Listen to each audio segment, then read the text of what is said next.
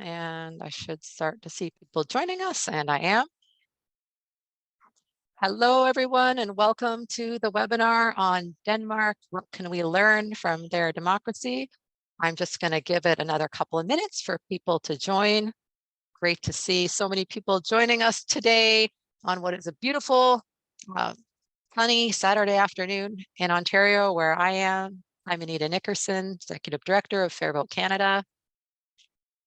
We just finished our annual general meeting, and then we dived right into this webinar, which is great and reminds us all why we're in this campaign, why this matters. That's why we're doing this webinar.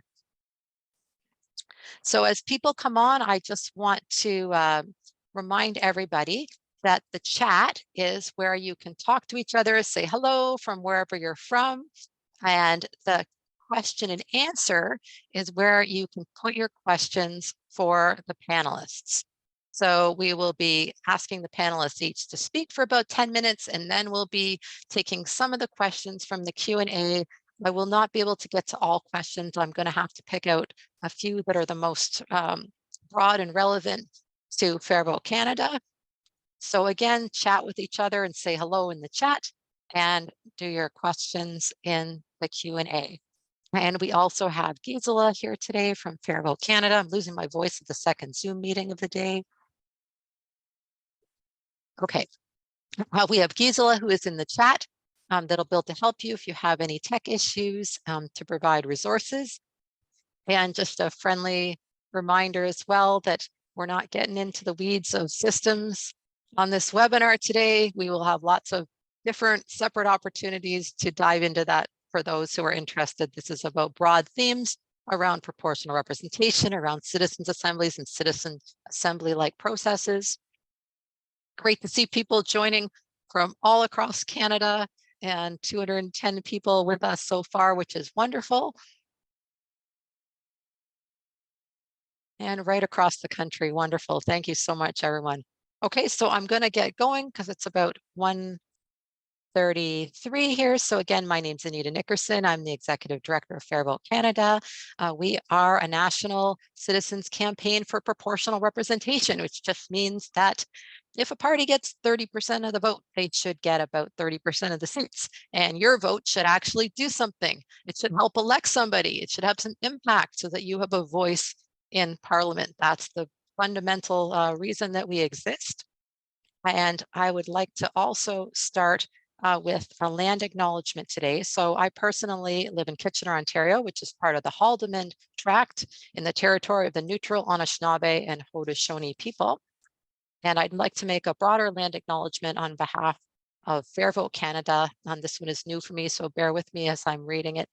So we acknowledge that we are on the traditional territories of many Indigenous nations and communities across Canada.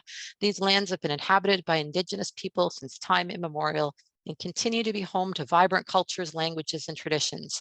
We recognize and honor the diverse and distinct Indigenous people, including the First Nations, Inuit, Métis, who have stewarded these lands for countless generations. We express our deep respect for their contributions, resilience, and ongoing presence.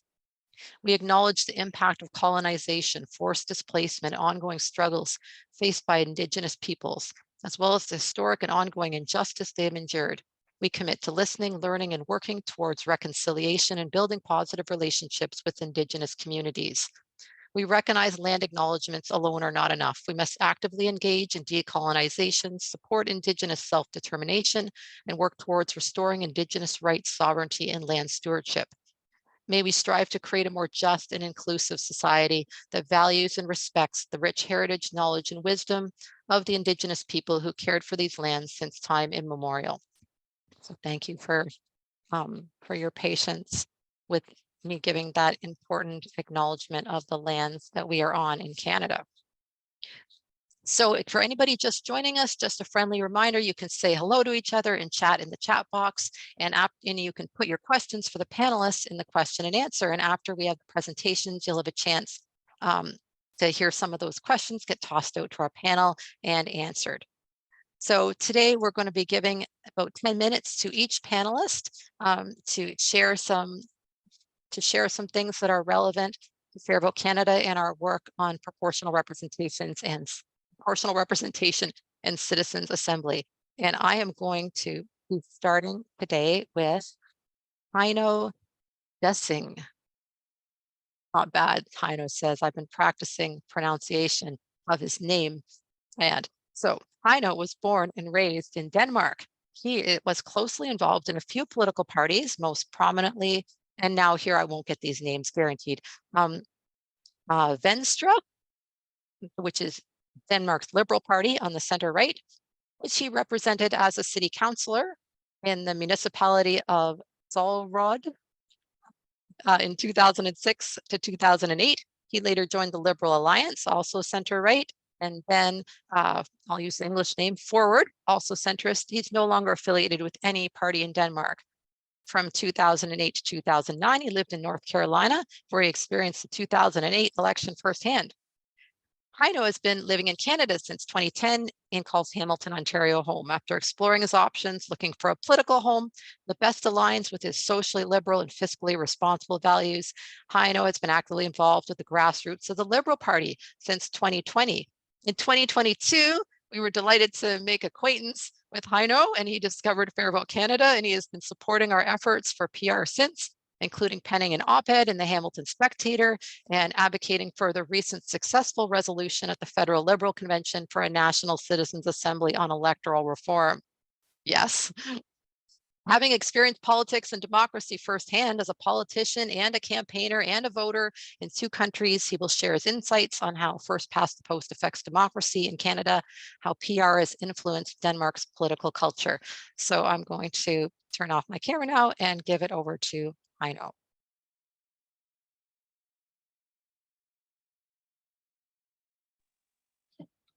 All right, thank you for the great introduction and the land acknowledgement, Anita. My name is Heino, as Anita said, and I live in Hamilton, Ontario. And I saw all the cool places people dial in from. So I will say that previous home have been Toronto and Saskatoon, Saskatchewan. I saw some folks from both of those places. So I just mentioned that. I believe that the democracy here in Canada is in very ill health. And I believe that the single most impactful step we can take towards improving the health of our democracy and getting people out to the votes and getting people more engaged in our democracy more broadly is to adopt a system of proportional representation. And before I get too deep into things, I should stress that today I represent myself and my own views, not those of my party or my employer or any other organization that I'm affiliated with. So based on my experience in Denmark and Canada, I'll try to go over the lived experience of a voter, a campaigner, a candidate for political office, and an elected politician in Denmark and Canada. And I'll argue that Denmark gets it right.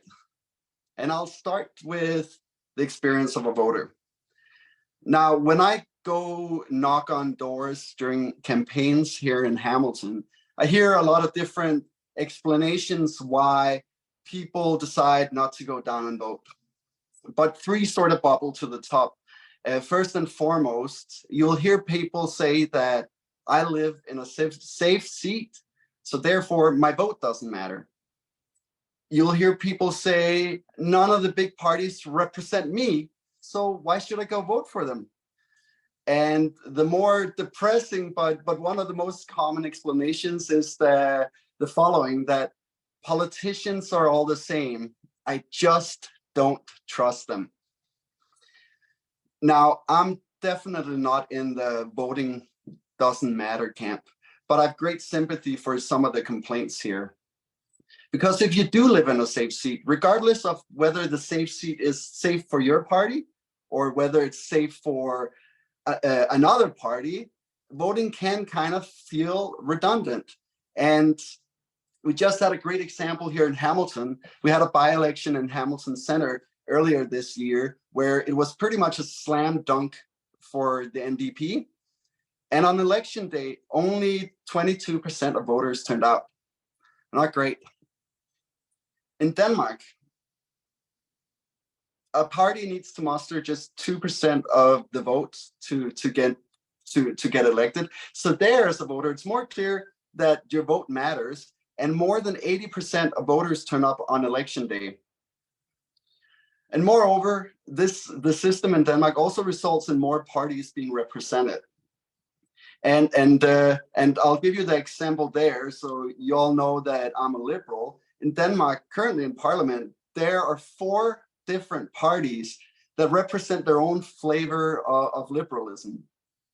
And if you're a socialist, it's the same scenario, same for a conservative, same for people with typical Green Party views. There's just more to choose from within those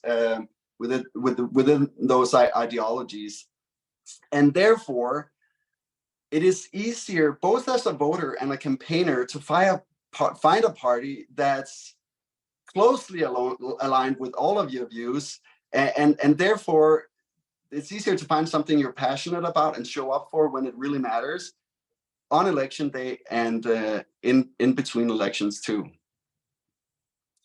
Now, to the depressing point about politicians all looking the same and the lack of trust in them. You all know the story, right? They're all a bunch of middle-aged lawyers, and the research actually shows that that's the case. However, in a system where winner takes all, this picture is even more pronounced. And we all, and the explanation there why is that, lawyers tend to bubble to the top because they're really good at arguing, they do it for a living, and they're just really good at fundraising. Now, this pictures of lawyers bubbling to the top, it's not different in Denmark, but because you have party lists, which can be open or closed based on what the party chooses, but because you have these party lists, lawyers and political scientists might bubble to the top, but as you go further down the list, you see much more diversity.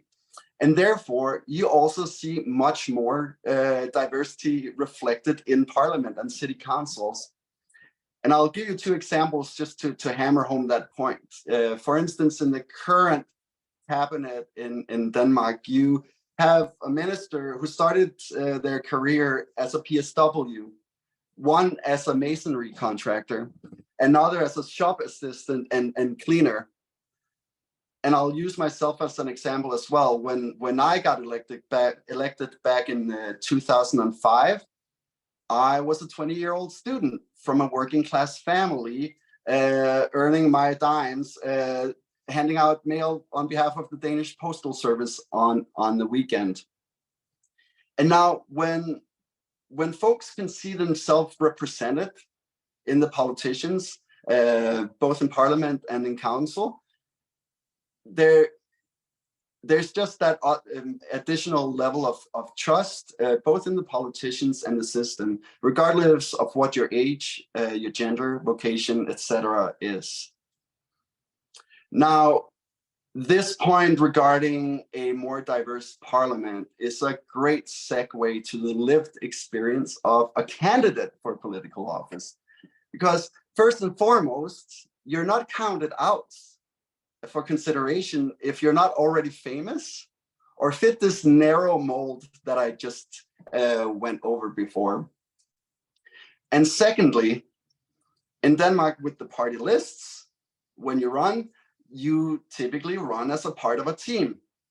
So you share the burden of your campaign with others. It's way less lonely to be a candidate as you share the experience with others. And moreover, you worry much less about the hiring expensive campaign staff and the money side of things, because you'll typically have more people with skin in the game because their name's on the ballot, so that they will pitch in and you have more free hands to do the work. And it's not just the candidates, you'll have their family, their friends, and other people close to them.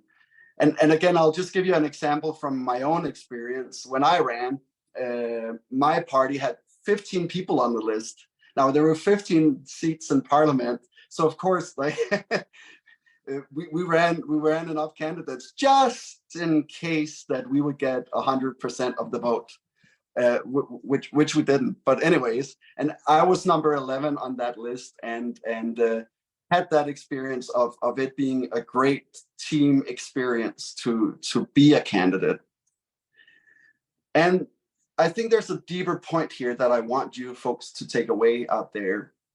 When more people know someone who actually has a legitimate shot at getting elected for office, there's more incentive for more people to get involved with the party organizations, both during an election campaign, but also in between elections. Now, I don't have the hard data to prove this out, but it is my experience that there just is more a more vibrant party culture in Denmark than there is here. And I'll use my experience as an example. Here on Hamilton Mountain, which is the riding that I live in, the Liberal Party has been competitive in recent history. And despite that, our riding association at the provincial level was defunct until I and 3 other people breathed life back into it. Meanwhile, my party local organizations in Denmark never had trouble getting people to volunteer during election campaigns, but also in between the elections. I'll wrap up my talk here with the experience of an elected politician. I mentioned earlier that there are more parties represented, both at the municipal level and in parliament. And you typically have minority governments or coalition governments. And because of this, the parties in parliament are just required to collaborate with one another across the political spectrum. And it just drives a better culture of collaboration than we see here in Canada. And it results in a way less toxic political environment. I also believe that this culture of collaboration is much more efficient because you tend to see less of the seesaw politics that we see here in Canada. One prime example being when Jason Kenney was running for premier in Alberta. He basically ran on undoing everything Rachel Notley had achieved, and he got elected and did that.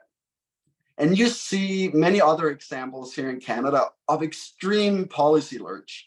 I'm sure you all out there can all think of local or federal examples of this extreme policy lurch here in Canada. Now, this experience of collaboration, I'd say that even at the municipal level in Denmark, it's even more pronounced and ingrained.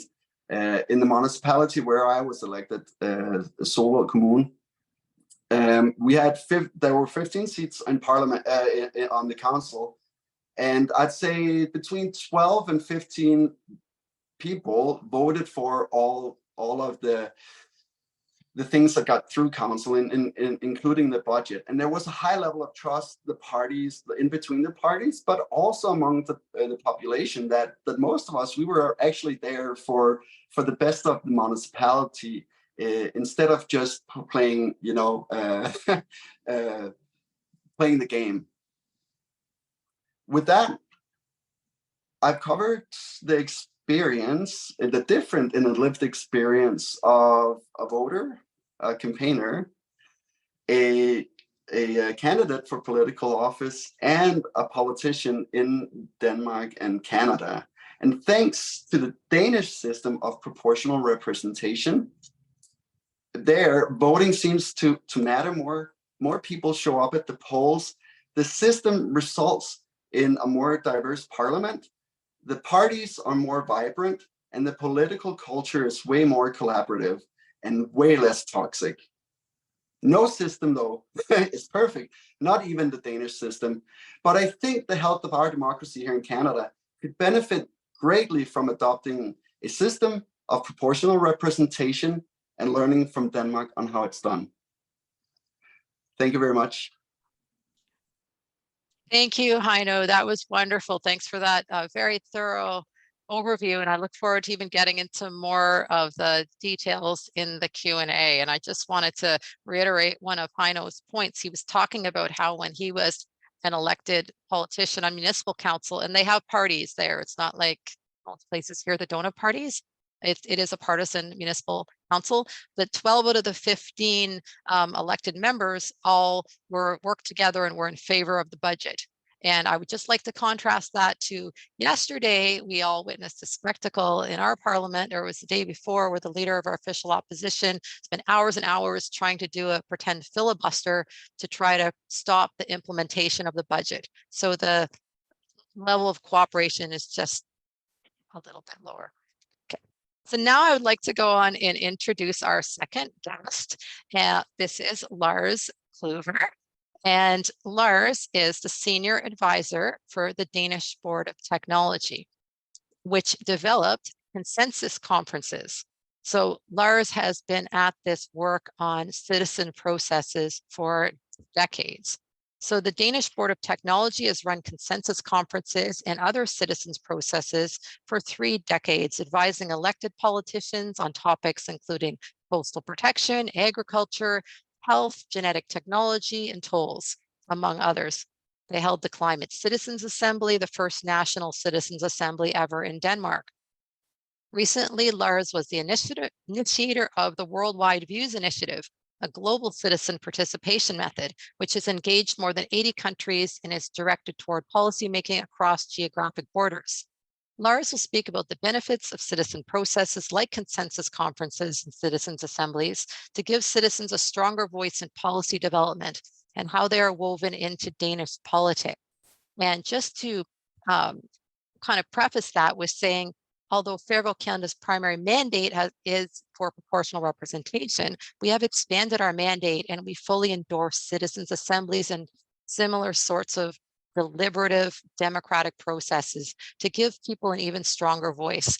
And in most of our campaigns for proportional representation, we are advocating for such a process to help advise and open the conversation among politicians about electoral reform. So with that, I would like to turn it over to Lars. Thanks, Anita. First of all, I'm not quite sure that all 306 participants know what Denmark is, except that it's an extremely little country. But I would like to give you a little geography here. In fact, the Danish population is, I think, 6.4 million, which is the average size of an American state, of a US state. I'm not sure about Canada. I haven't calculated this for Canada, but just to give you the impression that Denmark has the population size of an average state in the United States of America. So when people often say it's a little state, yes, it is a little state. It's the average size of US states. So it's just I say this because I often hear that, yes, this can work in a little state like Denmark, but in fact it can work in the average size of state of the United States of America as well. Another thing I would like also to say is it's not only Denmark. Actually, if you look at Europe, we have something called the European Parliament, and that parliament is also appointed by proportional representation. So it can also be done on a federal level, although we hesitate much to say that Europe is a federal system, but still it can be done in a system where states work together. And that is, I think that is important to say as well, because there's often this understanding. It can happen in small states and can never happen in these big diversity of states, but it can. What I will start with is to say, what does this mean for the collaborative culture in a bit more of a different viewpoint than Heino has done? Let me, for example, give a little example. When I became director 30 years ago, many years ago, for the Danish Board of Technology, I decided to see if I could introduce hearings in the Danish Parliament. because we did not have hearings at that time in the Danish Parliament. And where do you go when you want to learn about hearings? You go to the US Congress, and they have, I think, 40 hearings a day or something like that. So I went there and I learned really how not to do it. I mean, whenever we talk with anybody involved in a hearing in the States, they said, well, it's always nice to be in the majority, but the hearings are there only to tell about our policy and to invite our friends to speak, and then the minority can just sit and wait for when it will be their turn to invite people. And when I had been there, I just said, this is exactly what we're not going to do. So I went back and I draw up a concept for hearings for the Danish Parliament, in which we actually tried to suggest to the Parliament that all hearings should be a collaborative effort. That it's not about squashing other positions. It's about getting knowledge into the room so that all parliamentarians have a higher level of knowledge to work on when they do legislation or whatever the hearing is about. So just to say, and this has worked, we are not doing so many hearings for the Parliament anymore. The Parliament is doing it themselves. And I would say, I think Christina might add a little to this, but I would say that the large majority of these hearings are done in collaboration in the committees of the Danish Parliament. Another thing I would like to mention is what we call forlig in Denmark, which is agreements that are done even when we have a majority parliament, which is seldom. Mostly we have minority parliaments in minority governments in the parliament in Denmark, and they have to work together with other parties in order to get something through. But even when we have majority parliaments, they often try to make policies that can last longer than the existing period. And the reason is that for some areas, education, defense, and also some social areas mainly, but now also climate and energy, it is important that the policies continue after the end of the period. So therefore, they try to get as many parties on board and make these agreements that will last into the next period as well. In fact, the unwritten rule in the Danish Parliament is that if you do not abolish such an agreement before an election, then the agreement will rule in the next period as well, no matter who gets into government.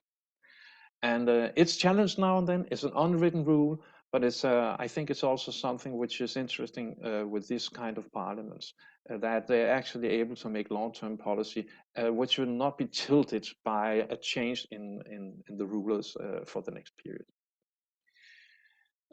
Another difference is, and that's why I will do now. Now I will do what Anita said I would do. And another thing is the use of citizen engagement is different. When you look at the Anglo-Saxon systems, I guess Canada, US, Britain, Australia, often there, whenever you talk about citizen engagement, you talk about methods which are representative. And why? Because people are looking for adding something proportionally representative to their parliamentary system.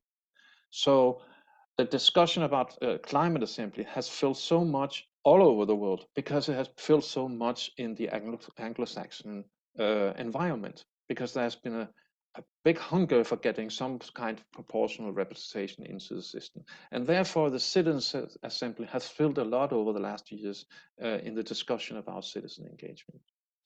I think that is very good. But I also would like to say that, seen from a Danish perspective, from my perspective, I've worked with citizen engagement for more than 30 years. I think it's actually more important to look at the wide range of citizen engagement methods and choose them according to what is needed. Because sometimes we need a very fast method. We need to be able to give an answer in 3 weeks. There are methods that can do that a citizen simply cannot. Sometimes we need to ask people who are not representative. We need to ask patients from a hospital about their experiences and what they want to tell to politicians. That's not a citizen assembly. That's another kind of method you use there. So just to say, in 10 years ago or something like that, a little more maybe, we had a project made by the European Union called Engage 2020, in which we made a global scan of citizen engagement methods. And we clustered them into methods that look alike. We called them mother methods. And then there were a lot of variants under these mother methods. And we found a little less than 60 different methods that were being used in policy connected citizen engagement. And so it's and the variability of that is from totally co-creation, visioning processes, idea creation, to in the middle, different forms of hearing processes or prioritization processes. Also processes that nearly take the decisions, such as participatory budgeting. Also evaluation processes that can evaluate policies and begin to so that politicians can revisit their policies. I just want to say that that I think that's a difference from a system which does not have proportional representation. There you have a hunger for it, so you focus on those methods that deliver that. But in a system that already has it, you supplement the policy processes for the whole range of policy making, from visioning to co-creation idea to policy option draw up to prioritization and so on. And that's why you see as I see it, a much more diversified toolbox in Europe than you see in the States, Britain, and so on. So. Yeah, I think that's what I would say. We also have to have some time for questions and so on. So for me, that right now, that's what I want to say. And anyways, if Anita thinks there's something I shouldn't have said, which I will, I know Anita well enough to say that she will ensure that I say it at some point. I think you're overestimating my memory, Lars, but thank you. Thank you, Lars, for that. There's so much in there that we could spend time unpacking, and I'm really looking forward to getting to do that. But I just wanted to reinforce what Lars was saying so that make sure people on this webinar heard it. This idea of multi-party agreements that go beyond an election cycle. So when society and politicians feel it's important on a big issue to have a general consensus on values, they make sure to make these agreements so that we don't see these huge policy lurches, and there is sort of a shared set of values that can continue from one parliament to the other. And I find that really, really fascinating. I also wanted to comment on what Lars was saying about, we're so focused on citizens assembly, citizens assembly, citizens assembly. And Lars is saying, well, there's actually 60 different kinds of citizens processes or more, and you need to design it for what you need. And we certainly hear that. It's not a great campaign slogan. So we have to call it something, but fully hearing that point about meeting needs, not trying to say there's one magic solution to engagement.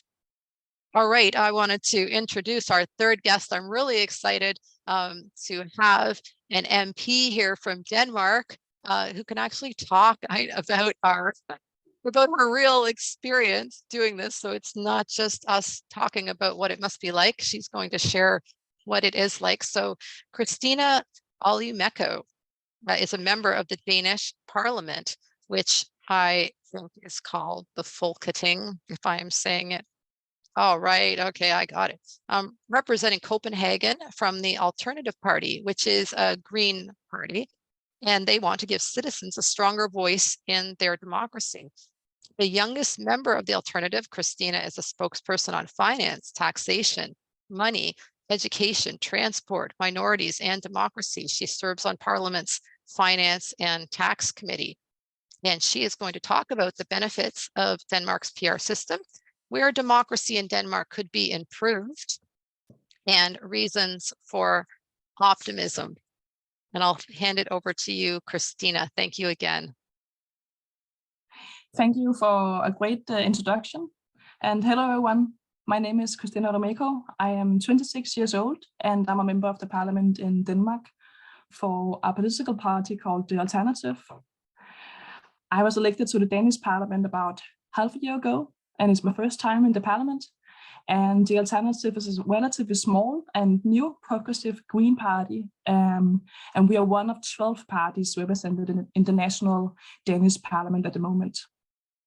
So thank you so much for inviting me to this panel today.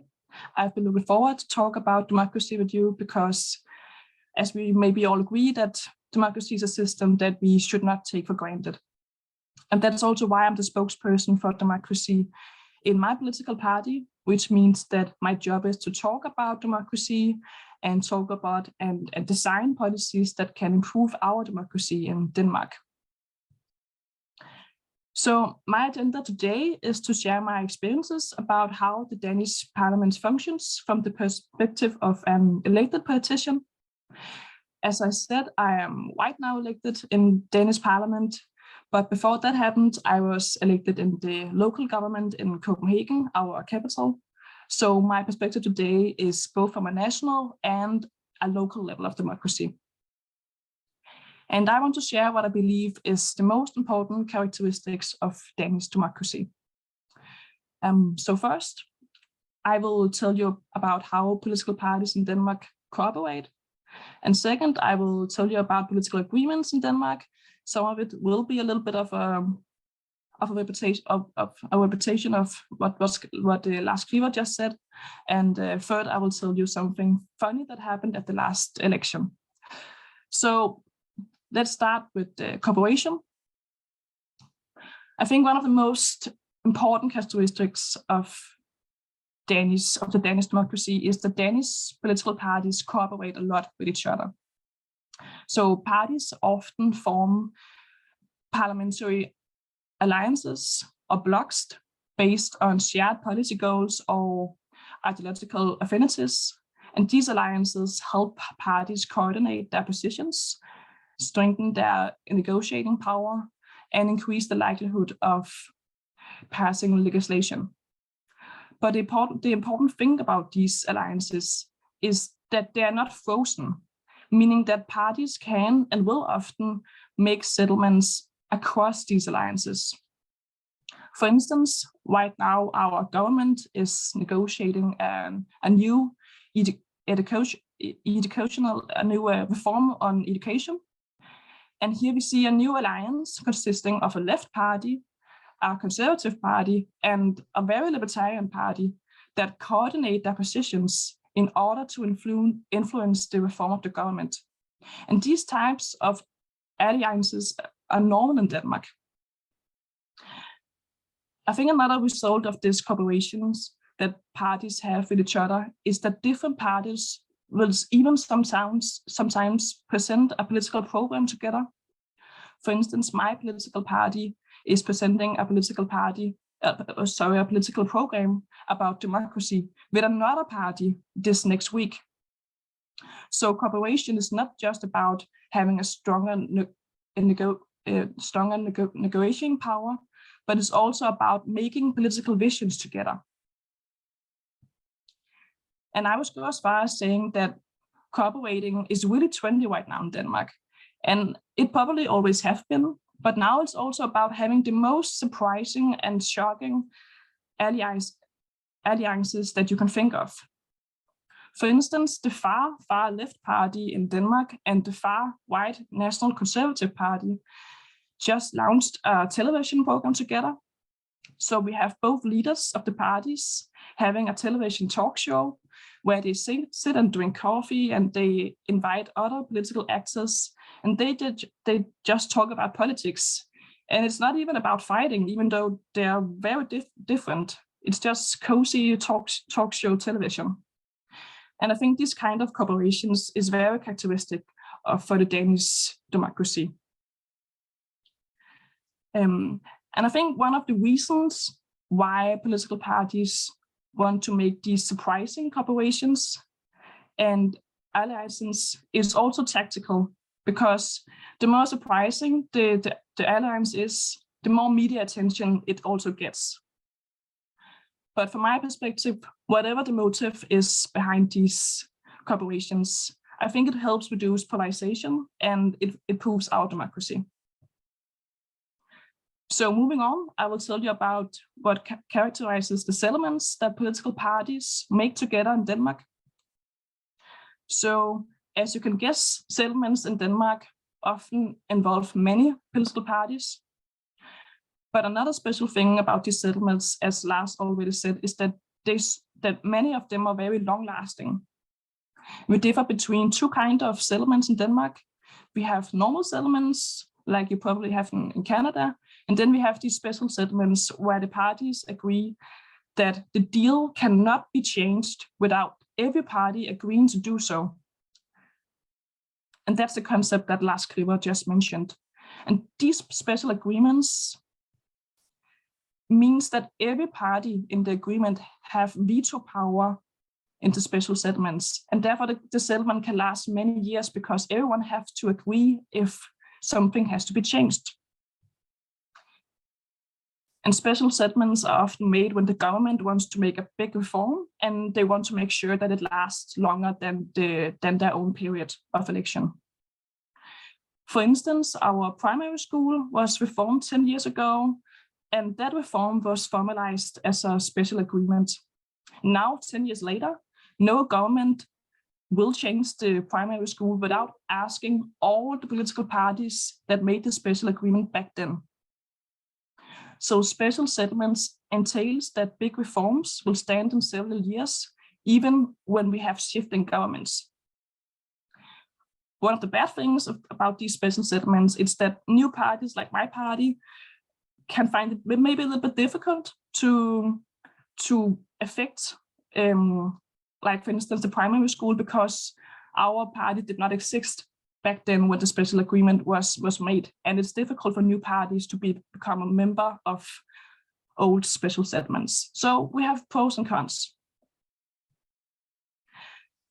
Also, a fun fact about these special settlements is that they are not statutory, meaning that special settlements are, like Lars said, an unwritten agreement among the parties. But it also means that no party and no government will go to jail or get a fine or a sanction if they break the settlement. But culturally, it is considered very bad to break a special settlement, and therefore settlements are long-lasting. Last, I want to tell you something funny that happened at the last election back in November. My political party, The Alternative, was having a rough time because as a relatively new party, we don't have a stable voter base yet.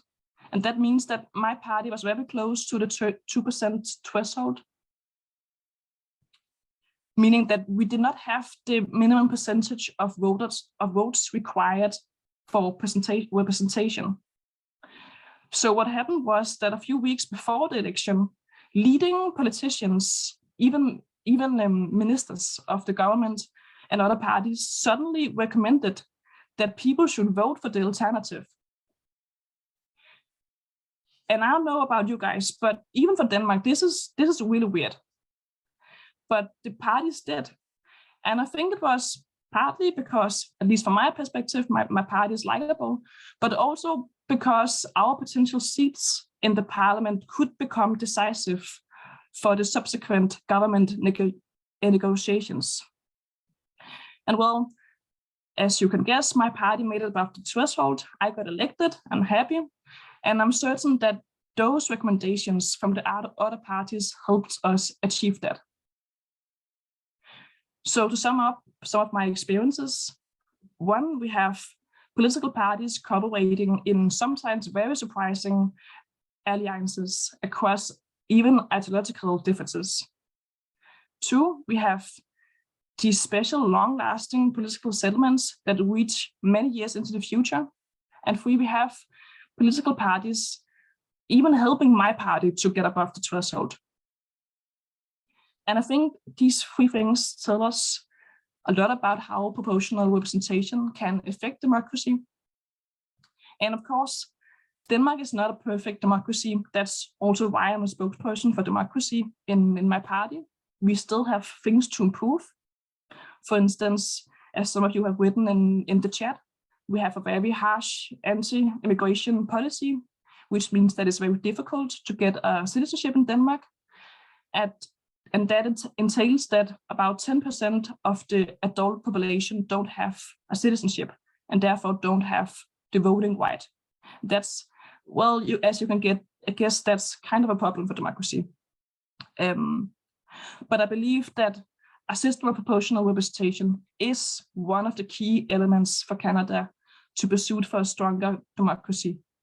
And I really hope that your time for proportional representation is now. Thank you for listening.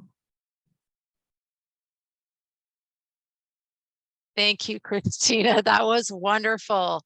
I definitely learned a bunch of things that I didn't know, and makes me think these webinars are just for me to encourage me to keep going, because hearing things like this, that things can be so different, like so different as to be foreign, like a far left and far right hosting a TV show together just to talk about, like, try to just imagine here for our Canadian audience here, Maxime Bernier getting in a TV show with, you know, someone to the left of the NDP. It's just, it's so far out. Anyway, there are so many things that Christina said that are opposite to the kind of political dynamics that we have in Canada, where instead of helping small parties and being collaborative, the goal usually is to try to basically obliterate them, unfortunately. So we have a lot to learn from Denmark, and I'm really looking forward to getting into the questions. I'm just going to change to gallery view here, so hopefully that shows up on the recording. Okay, so there was quite a few questions. I'm not going to be able to get to all of them. I want to start with one that came up quite a few times. So all the guests mentioned that there are about 12 parties represented in the Danish Parliament. And just to be quite blunt here, that would scare the heck out of a lot of people in Canada. They don't want a two-party system. Once it gets more than, say, about 3, or they start to get, and if they hear 4, 5, 12, the first thought that comes to mind is, how do you make that work? Is that not too many?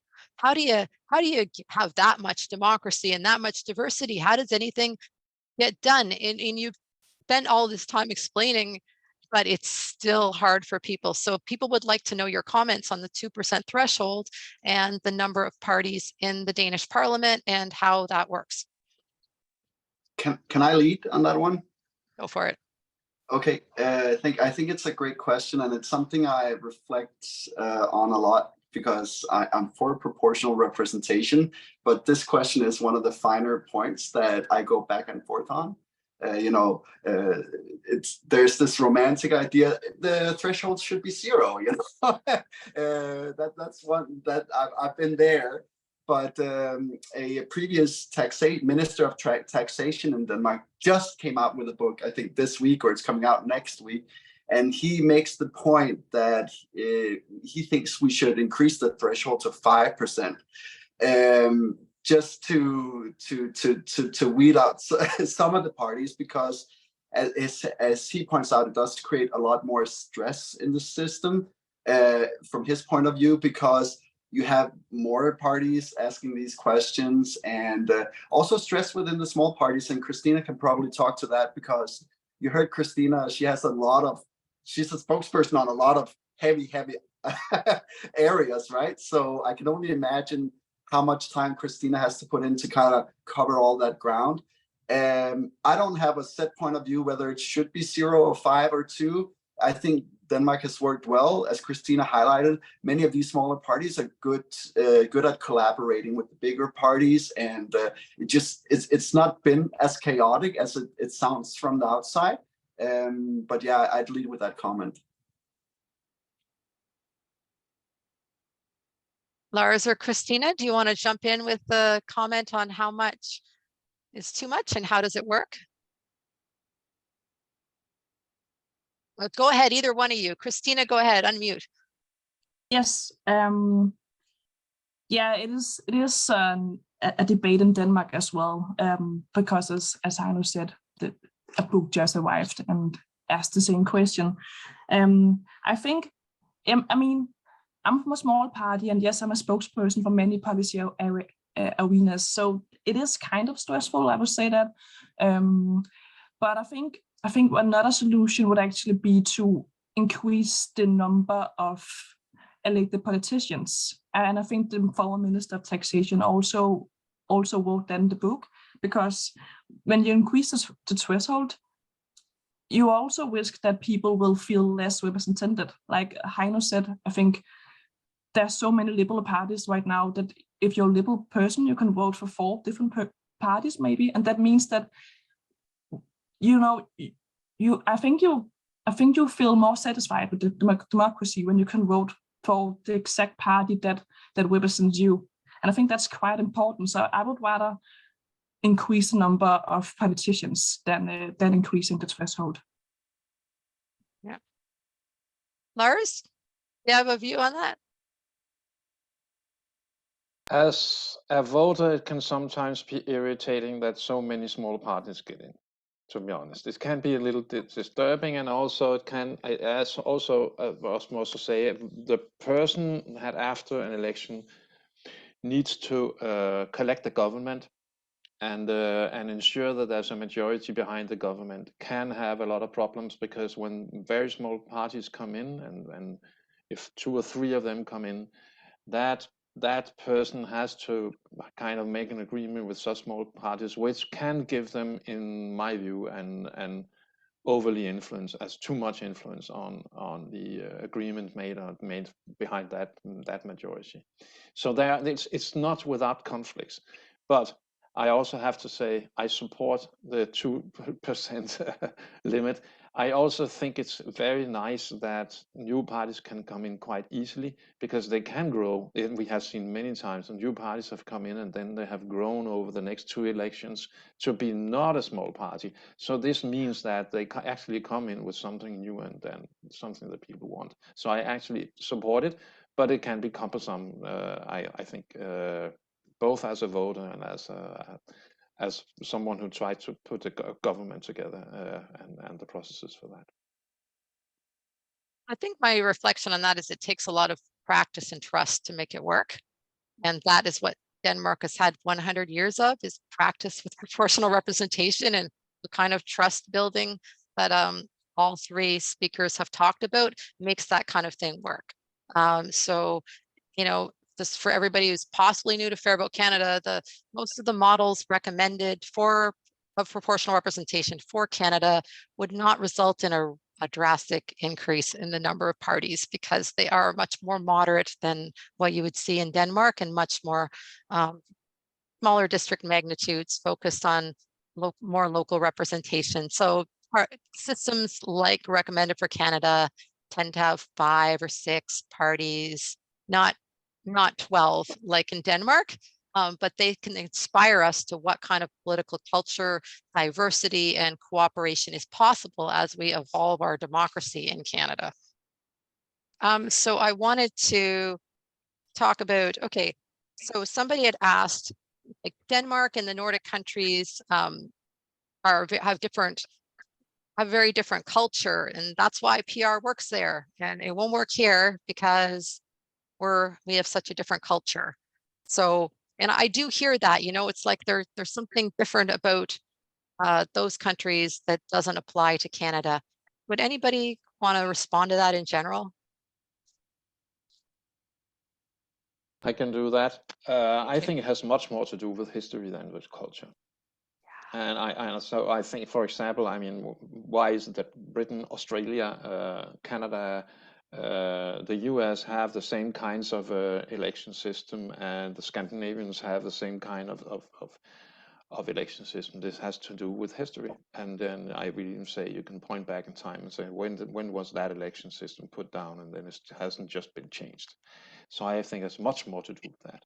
I just want to say that we know from citizen engagement, where people say the same. Oh, that can work in Scandinavia, but wouldn't work in my country. But all of these methods have now traveled across the globe, and they travel very, very well. People can work in engagement methods all over the world, no matter the culture. So culture is sometimes overestimated. Yeah, I think people respond to the system that they're given, you know. So yeah, I wanted to ask one about citizens assemblies particular. So this is sort of new for some of our folks, how citizens assemblies are formed. And someone is asking, how do you prevent a citizens assembly from being biased? And what they're asking about is, sometimes in Canada, we get something where a special interest group will start holding hearings on some issue that just brings out all of their supporters, and then they call that a citizens assembly. And the whole thing is really so skewed that it's creating some confusion about what are we talking about when we're talking about a citizens assembly or a similar process. How do you prevent it from just being full of people that think one way? I think that it's is you. The citizen assembly, as we talk about it in Europe mostly, is a meeting of 100+ persons. They are invited representatively, so you go to the registry of inhabitants, and you simply make a statistic selection of people who are invited. From those that then apply to take part, you put together, that's called statistics. You put together the participants so that they reflect as much as possible the composition of the population. So that's one form of bias that is avoided. It's simply done by statistics. And the other bias we could have would be the evidence that the citizens get when they discuss and so on. There will be expert stakeholder evidence done, and there we work with what we call a counter expertise concept. So when, for example, you have two experts and they have two different positions on the same thing, both of them should be represented in the expert panel. The same counts for stakeholders. You balance out stakeholders. So if you have an industry stakeholder on about GMO, then you will also have an NGO stakeholder on NGO represented to put forward their view. So the kind of we often call it witnesses, because when you think of witnesses, you have to have the balanced view, both the pro and the con, and so on. So that's what you do it. That's how you do it. And then facilitation, of course, means a lot. But that's I would like to ask Lars a follow-up question, because it's really, and all of you can answer this if you can.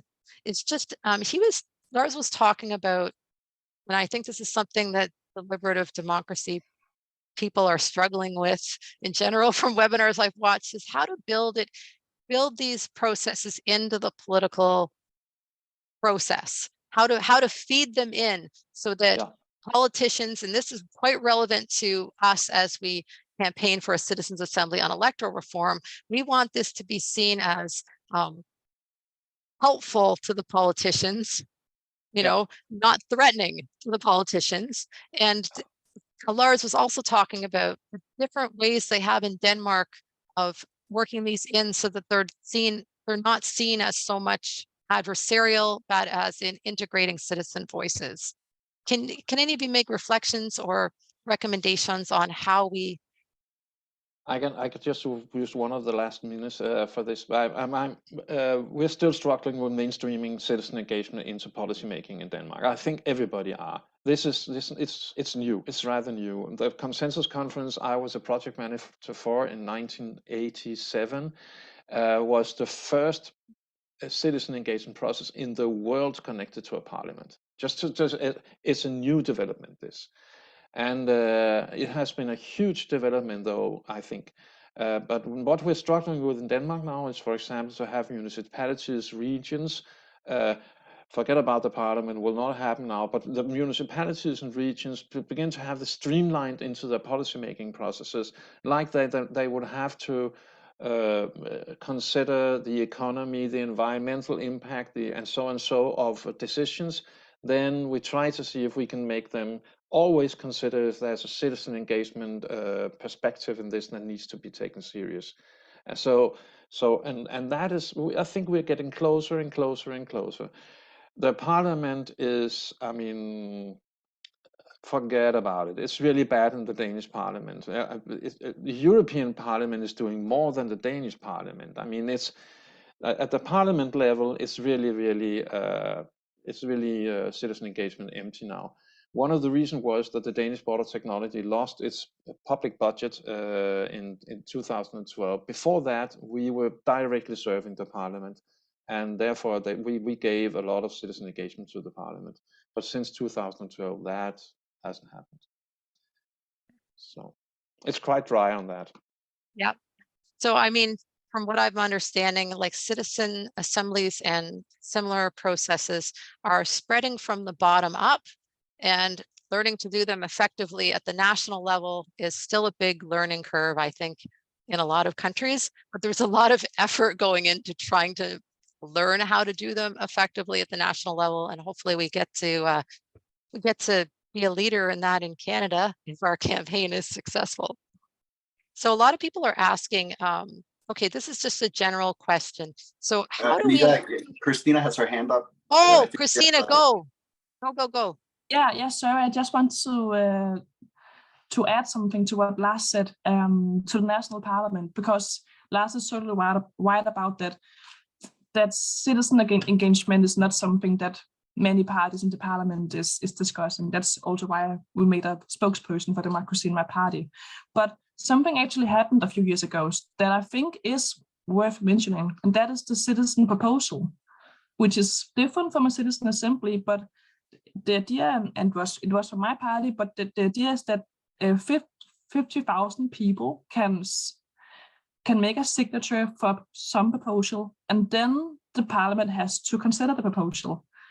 And that actually has entailed that some proposal from the citizens has been approved by the parliament. So something has happened, but since then it has been status quo. That's for sure.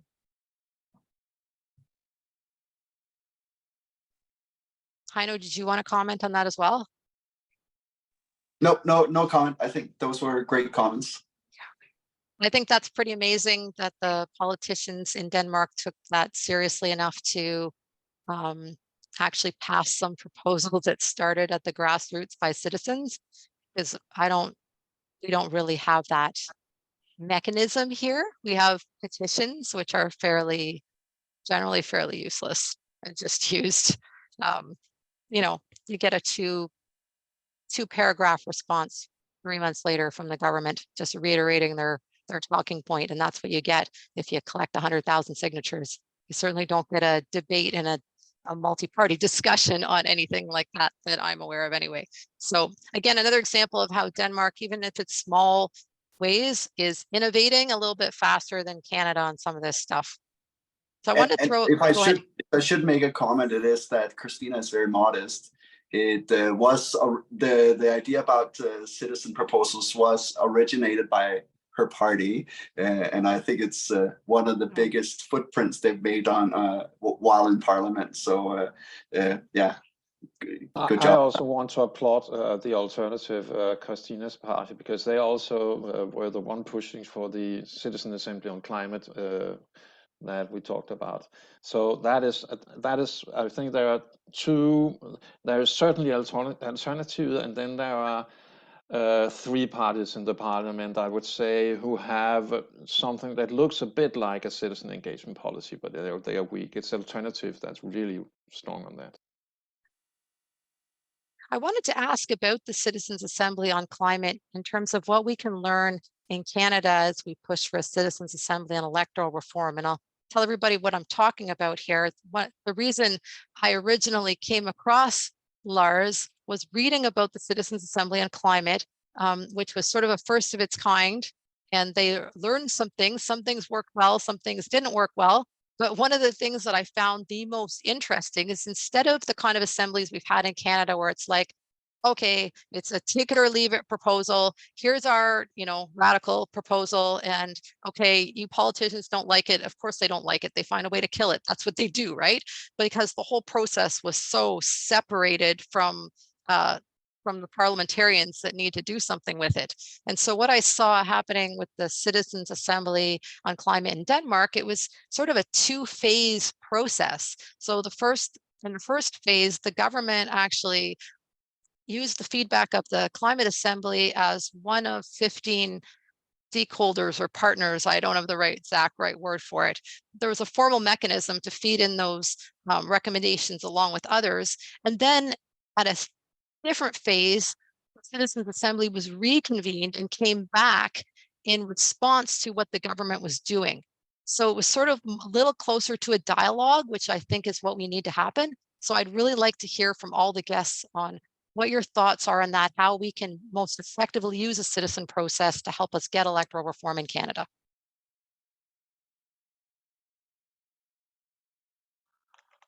I can try. First of all, I think it's important the story you tell, Anita, is connected to the fact that in Denmark we have a climate law which makes a year wheel of decision making about climate policy. So the government come up with idea. We have a public budget decided. After the public budget, the government has to react on, say, what did we actually put into the public budget and how much will that affect the climate policy. Then we have a council called the Climate Council that tear this apart and say, you didn't do that, that's a problem. And then the government has to react on that. And that's just going each year this round. So why we decided, one of the reasons there were two phases was in order not to have a one-shot input from the citizens, but actually make the citizens give their input in the spring where it fits the best with this year wheel, and then have another round where it fits again with the year wheel. And the intention was also to see if, and was experimental, we wanted to see if it makes sense to have citizen engagement as a recursive, iterative process. And I think it worked. It worked in the way that you saw that they got different profiles, the two. The first one, it was very, the very big questions taken up. In the other, the citizens dived more into specific questions. So and I think that seems to be a logic thing. So I think it worked. Yeah, I'm not quite sure I answered your question, but I said something. You did. Yeah, you did. You gave us something to think about as we do our work. Christina or Heino, do you have thoughts on that? How citizen input can be and citizens assemblies can be best integrated in a way that's going to help us move forward rather than help us hit another wall? I can try.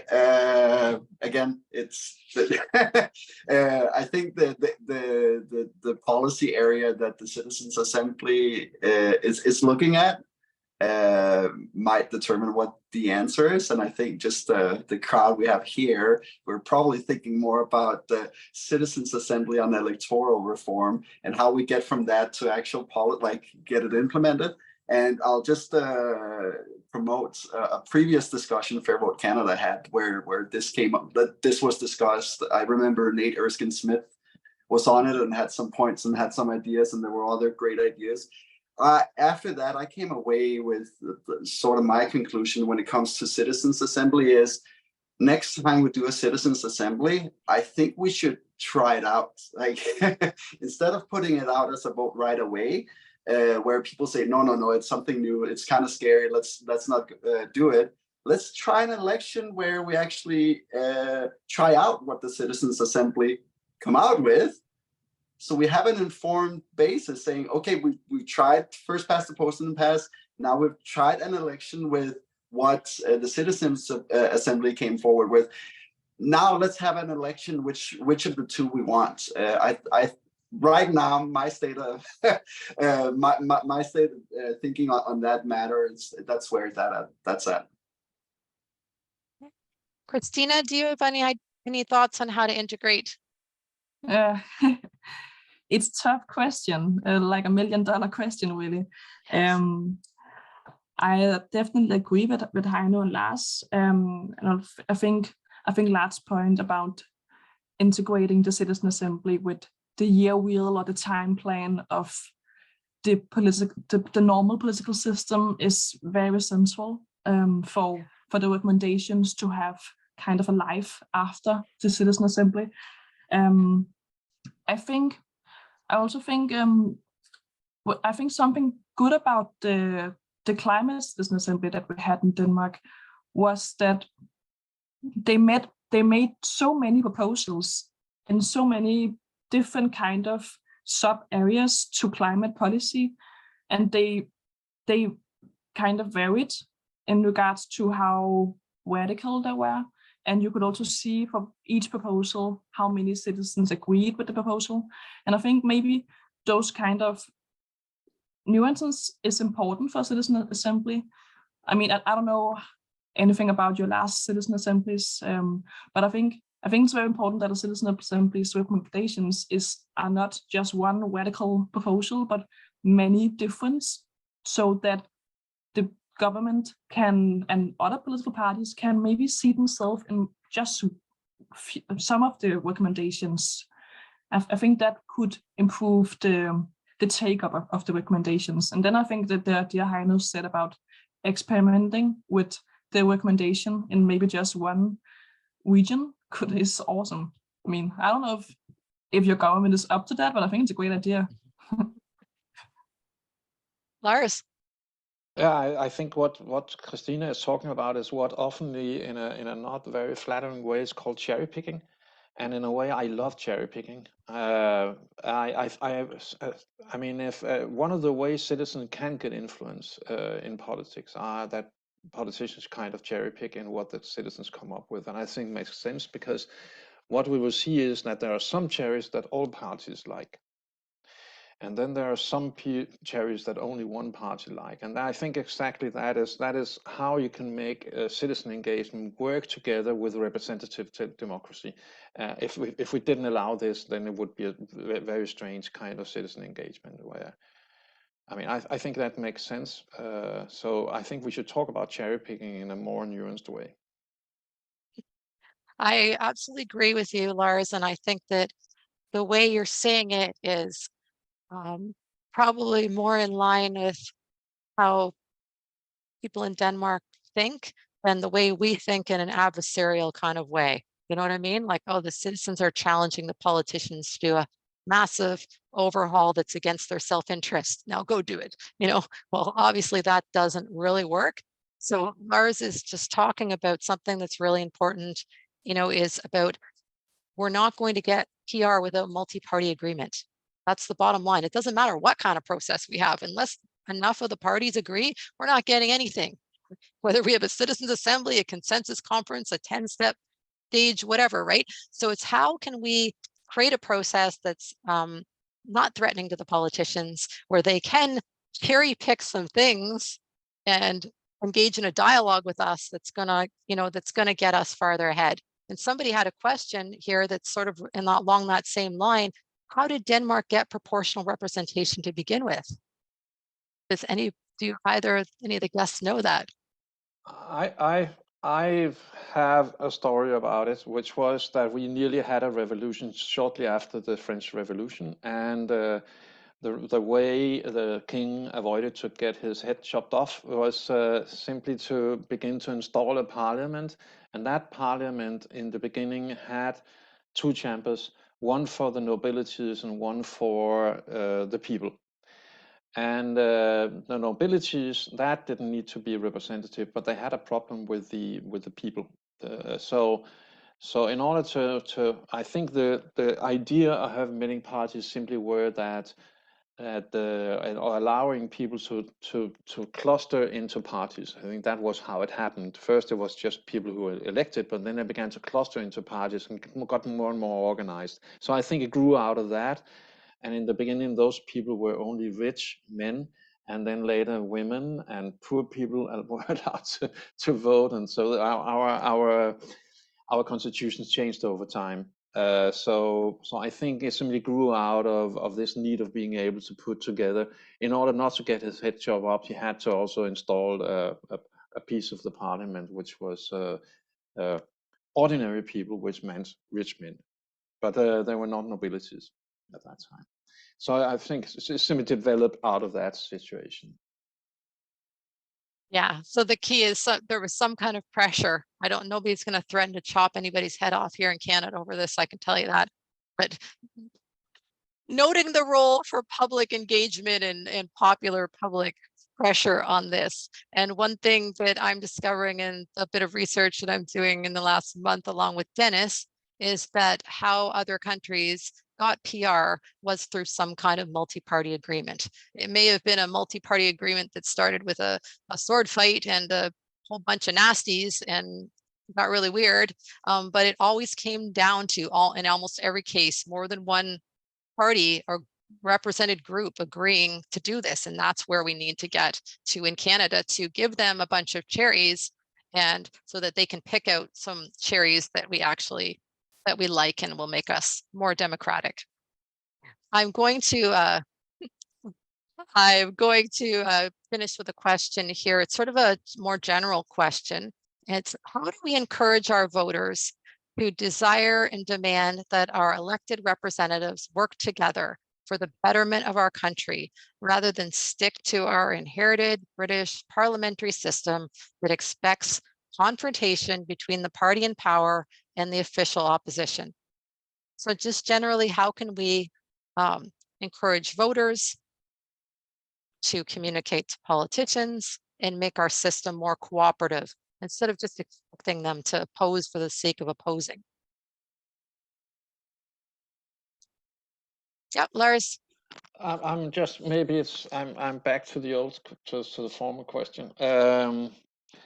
I think one of the ways that many things happen in Denmark when it's something that politicians are afraid of is that it's made an experimentation simply, and often in a place where it's not so dangerous if the experiment went wrong. For example, at the moment we in Denmark had what we call free municipalities. So these are municipalities which, for example, are left to drop any rules about how the education system should be. So there are 3 municipalities pointed out who can actually reinvent the education system if they want. We have free municipalities on other themes. So one of the ways of getting less anxiety about this kind of change, I think, is to make experiments. So it could be that try to implement it on a certain number of municipalities or something like that. Let it go for 10 years, see what happens. It was a good experience, then we can expand, I don't think these kinds of changes are things that happen overnight with one decision. It's much better to think of them as something, as a tanker that has to be turned, and you take it, step by step. Christina or Heino, how to encourage our politicians to make our system more cooperative, less adversarial? I'll take it. But when I first heard the question, I heard it as encourage voters to get involved with this. So that's how I thought about it as I scribbled my notes here. And I'll give 2 suggestions. Very practical, I'd say, and to people on the call here, and to anyone I meet out there, start having the conversation about it. As I said, I'm a member of a party that at times don't necessarily talk a lot about the need for this. And I thought, as I start talking about this with folks inside and around and outside the party, that I would face much more pushback amongst the grassroots than I have when I open my mouth. Most people I encounter in my day-to-day are positive, and I think that's encouraging. So I actually start having the conversation, because they're more encouraging than you'd think, and you can sort of build on that, because most people here in Canada, they do see we have an issue now, so they're open to have the conversation and brainstorm ideas on how we get beyond that. So that's one point of encouragement. And then again, I'll just point to the National Liberal Convention, the grassroots with a huge majority, I think it was 60% voted for citizens' assembly on electoral reform. And I think that's encouraging. As people, grassroots get together, we can actually with our own little mics become a big voice out there. So again, I think that's encouraging, and keep it up, have the conversations. Yeah, I could also try to answer. I think it's a very difficult question, actually. how to engage people in this question. I think, Heino, in your speech, you mentioned some examples of, I think you said, a party got such a low percentage of the votes, and then they got like big majority of the seats in the local parliament. And I think those examples are just so, for me, it's so crazy. It makes me angry on your behalf. And I don't know if that information is known for people, but for me, if as Heino said, if you talk about these things and tell people, did you know that this happened? I mean, it should anger people, I think. Also in Denmark, we just had an election in this last fall, and one of the big policy questions that many parties discussed was actually, how can we cooperate more? As Lars, you maybe remember from the election, but people were talking about how can we make the left and the right talk more together, and then we got a kind of a centrist government now. And that actually, I don't know how actually, because it's a very boring concept in Denmark where everybody cooperates already, but somehow it actually engaged people a lot. And we had a new party that kind of I don't even think they had a political program, but the slogan was just, we have to make change by cooperating, and people just voted for that. So I don't know if Denmark is a weird country, but in Denmark, it's a good slogan to say, I want to cooperate, and I want to cooperate with everyone, and I will speak nice to people who I'm against, and I'll listen to their arguments. That's a good policy in Denmark that gets you the votes. So maybe it would work in Canada as well if politicians did that as a campaign. Does anybody want to jump on anything that Christina just said? There was a lot in there. I'm trying to think of how it would land in Canada.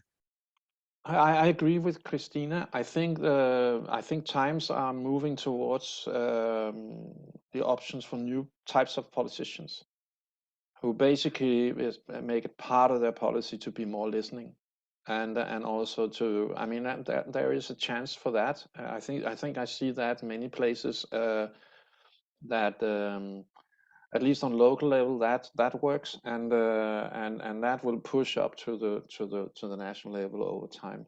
So I think begin to develop politicians, begin to talk with them, and say it might not be dangerous to say that you're not the bully type, you're the listening type, and use that as a setting point, because I totally agree with Christina that there's in Denmark, people want to have politicians who collaborate. There's only few parties where people are elected nearly because they don't want to collaborate, but that's only a few parties and not the big ones. Wow. Yeah, I think I'll just second all of that.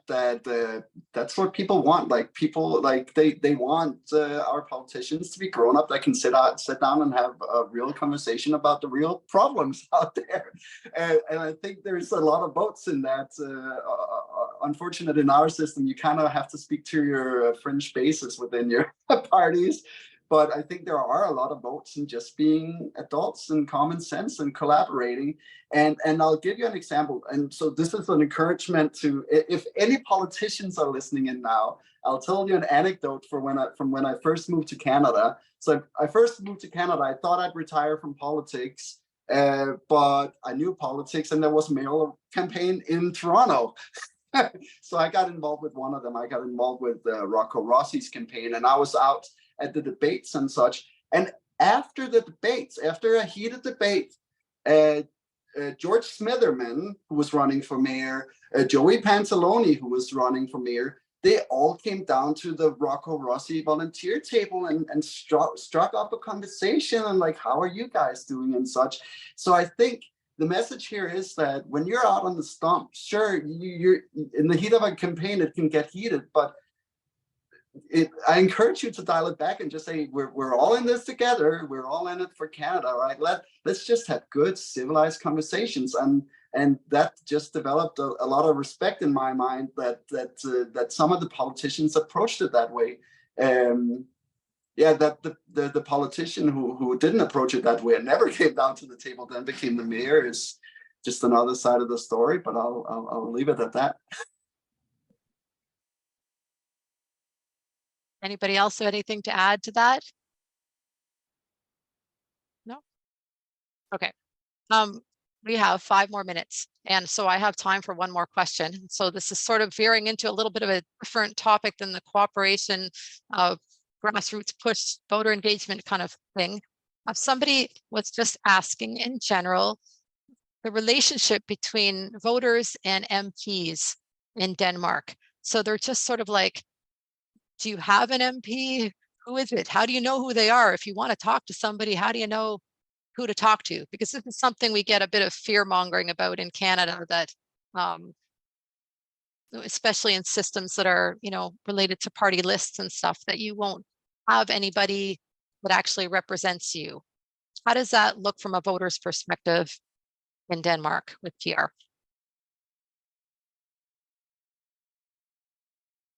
I can maybe start as an MP. So I think, well, at least from my perspective, my experience is that MPs are very available for people. So people write to me on Instagram.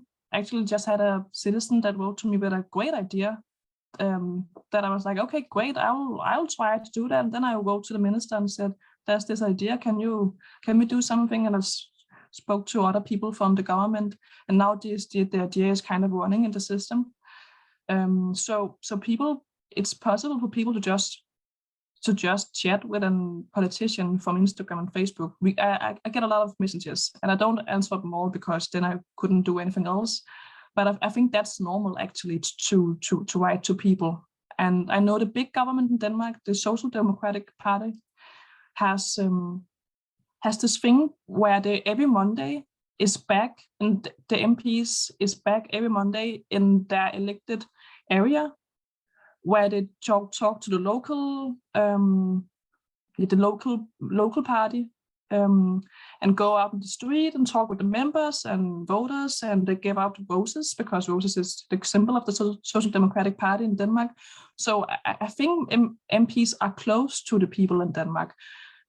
But if you cannot reach out, then you can always submit a citizen proposal, and if you get those 50,000 signatures that we talked about before, then you can also force the politicians to consider your proposal. But otherwise, I think it is very available in Denmark to talk with your MP. Wow. I just want to mention the foretræde function in the Danish Parliament, which I think is very important, actually. Any citizen has a right to meet up in front of a committee in the Parliament. And they are not overloaded with it. Actually, typically people do it. They write a letter to the secretary of the Parliament. The secretary looks at these letters and discusses it with the chairman of the committee, and they say, yes, you can come. It's very, very seldom they say no. They say no with people who want to come 10 times in a row. Then, oh, you have been here, thank you. But I think that is a very important thing, because typically those who visit you have a quarter of an hour, and you make a small presentation, and then the parliamentarians put questions to the person, and then it's out again. And I think that's very important, because it's not only your contact to the person in the constituency, you actually talk to members from all parties. Yeah. Wow. And it's not overloaded with the work. I mean, it's typically when they have a meeting in the committee, it's, let's say of 2 hours, then they maybe use half an hour on these meetings, each meeting. Yeah, so I just want to reinforce what Lars and Christina are saying. So in Denmark, you can actually talk to your MP. Apparently some of them answer you on Instagram. Whereas here you can request an appointment like 12 times in a row and be completely ignored for like 4 months to indefinitely. You can present to a committee and you will be accepted to present, not just told like no, because the government only hears interest groups that they're interested in hearing from. You can actually go as a citizen. And I also want to mention, I listened to a webinar by our UK allies, Get PR Done, with somebody from Finland, and they were asking a very similar question and told a little story that I'm never going to forget. Somebody was saying, well, if you don't have your locally elected first past the post MP, all you have talk to anybody or whatever. And the politician was saying, you know, you can talk to your MP on the public transit.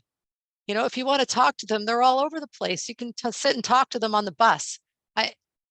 Totally foreign to us here in Canada to have that idea that you can engage, and not just with the one member who represents your riding, but with many MPs and different parties. Heino, did you want to address that as well before we close out?